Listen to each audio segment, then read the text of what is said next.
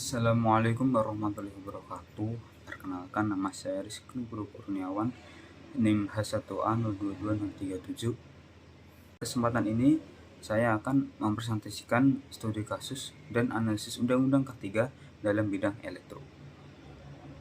Pada kali ini saya akan menjelaskan tentang apa itu definisi K3, apa itu tujuan dari K3, contoh kasus, dan juga analisis kasus. Yang pertama, yaitu definisi dari K3 ini. Sebelumnya, apa itu K3? K3 adalah kepanjangan dari keselamatan dan kesehatan kerja. Nah, K3 ini memiliki definisi yaitu upaya perlindungan yang ditujukan agar tenaga kerja dan orang lainnya di tempat kerja atau perusahaan selalu dalam keadaan sehat dan selamat, serta agar setiap sumber produksi dapat digunakan secara aman dan efisien menurut Kemnaker nomor 463/Men/1993. Apa tujuan dari K3 ini? Nah, tujuan dari K3 ini adalah yang pertama, melindungi tenaga kerja atas hak dan keselamatannya dalam melakukan pekerjaannya untuk kesejahteraan hidup dan meningkatkan kinerja. Yang kedua, yaitu menjamin keselamatan orang lain dan yang berada di tempat kerja. Yang ketiga, sumber produksi dapat dipelihara dan dipergunakan secara aman dan juga efisien. Selanjutnya, yaitu contoh kasus. Nah, untuk contoh kasus, di sini terdapat berita seorang pekerja tewas tersengat arus listrik saat memasang instalasi untuk rumah baru. Setelah itu kita memasuki analisis kasus. Nah, dari kasus tersebut tertera bahwa tersebut menginjak sebuah kabel yang ternyata memiliki arus yang membuatlah terjadilah kejadian tersebut seperti itu. Saya dapat menyimpulkan dari kejadian tersebut bahwa pekerja tersebut lalai dalam bekerja dan juga tidak menggunakan APD lengkap. Dikarenakan jika menggunakan APD lengkap, mungkin hal tersebut tidak mungkin terjadi seperti itu. Jadi kesimpulan dari kasus tersebut bahwa pekerja tersebut lalai dalam bekerja dan tidak berhati-hati, dan juga ditambah dengan pekerja tersebut tidak menggunakan APD lengkap, yaitu tidak menggunakan alas kaki yang berbahan isolator seperti itu. Setelah melihat dari kasus tersebut, ternyata pekerja tersebut melanggar sebuah peraturan dalam Undang-Undang K3 ini. Yang pertama yaitu pasal 282 ayat 2 Undang-Undang nomor 13 tahun 2003 tentang ketenaga kerjaan, yang menyatakan bahwa pekerja wajib mematuhi peraturan-peraturan perundang-undangan dan tata tertib yang berlaku di tempat kerja, termasuk penggunaan APD. Nah, jelas bahwa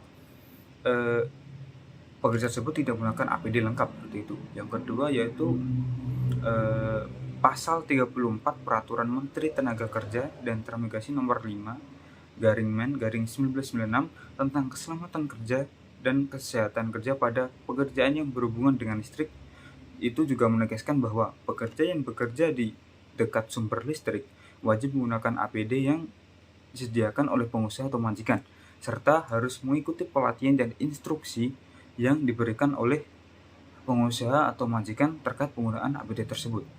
Sudah jelas ya bahwa APD itu sangat penting bagi seorang teknisi, apalagi di bidang kelistrikan seperti itu, karena sekali saja kita melakukan sebuah kesalahan itu akan berakibat fatal seperti itu.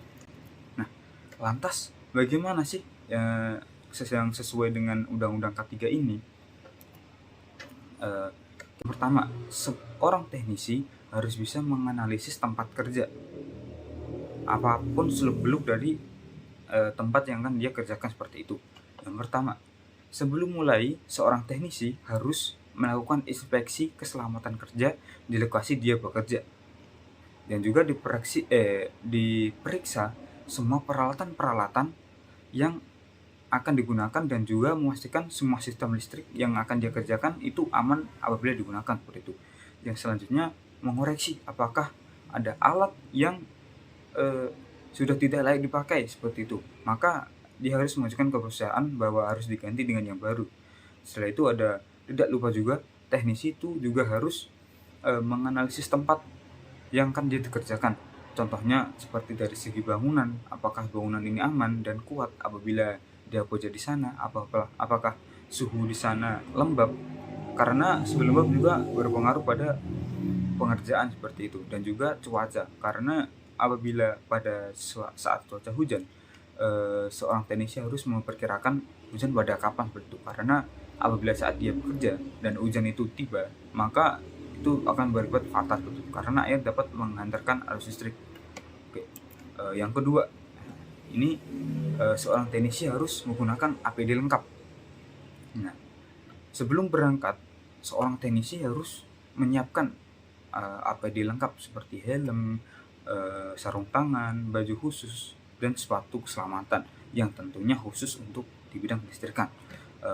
Yang kedua, perusahaan harus benar-benar menyediakan alat keselamatan ini yang lengkap dan juga masih bisa digunakan dengan layak seperti itu, agar dapat mengurangi hal-hal yang tidak diinginkan seperti itu. Hal ini juga tertulis dalam pasal 55 ayat 1 Undang-Undang Nomor 13 2003 tentang Ketenagakerjaan, bahwa pengusaha atau majikan wajib memberikan perlindungan dan keselamatan bagi pekerja, termasuk melindungi pekerja dari bahaya listrik di tempat kerja. Nah, ini sudah jelas ya, bahwa seorang perusahaan atau majikan harus menyediakan APD lengkap seperti itu. Dan juga teknisi juga menggunakan APD itu dengan baik dan benar. Oke, lanjut. Yang ketiga yaitu keadaan jasmani dan rohani. Nah, ini. Seorang teknisi sebelum bekerja harus memastikan bahwa dirinya itu sehat, dirinya itu fit, kuat, dan bisa mengerjakan tugas tersebut sampai selesai seperti itu. Karena jika keadaan kita tidak sehat atau tidak fit, mungkin bisa terjadi hal yang tidak diinginkan. Yang keempat yaitu memiliki asuransi. Nah, seorang teknisi harus memiliki asuransi. Mengapa? Karena sebuah musibah tidak akan terjadi sesuai keinginan kita kan. Jadi musibah kan dapat terjadi kapan saja seperti itu. Oleh karena itu, asuransi inilah yang dapat membantu korban jika terjadi hal yang tidak diinginkan seperti itu. Dan ini juga sudah tertulis dalam pasal 33 Peraturan Menteri Tenaga Kerja dan Transmigrasi Nomor 5/Men/1996, bahwa jika terjadi kecelakaan kerja akibat tersengat listrik yang mengakibatkan kematian, maka pengusaha atau majikan wajib melaporkan kecelakaan tersebut kepada instansi terkait yang berwenang dalam memberikan pertolongan pertama bagi korban seperti itu. Yang kelima, memiliki bahan yang berkualitas. Memilih bahan yang berkualitas. Seorang teknisi harus memilih bahan berkualitas dan juga sudah mengikuti standar nasional Indonesia. Nah, mengapa harus mengikuti standar nasional Indonesia? Karena sebuah bahan yang tentunya pada bidang kelistrikan itu sangat fatal ya. Karena jika kita salah memilih bahan, itu juga bisa membuat contohnya dalam listrik ada hubungan arus pendek, itu juga bisa menyebabkan kebakaran, itu ada ledakan, itu juga luka-luka jika ada orang di dalamnya. Habis itu ada kebocoran listrik, itu sangat bahaya karena dapat mengakibatkan orang yang ada di rumah tersebut tersengat listrik seperti itu. Dan itulah, walaupun dengan memiliki harga yang lebih mahal, itu tidak apa-apa, karena itu dapat memberikan rasa aman kepada kita yang memakai dan juga menghindari dari hal-hal yang tidak diinginkan seperti itu.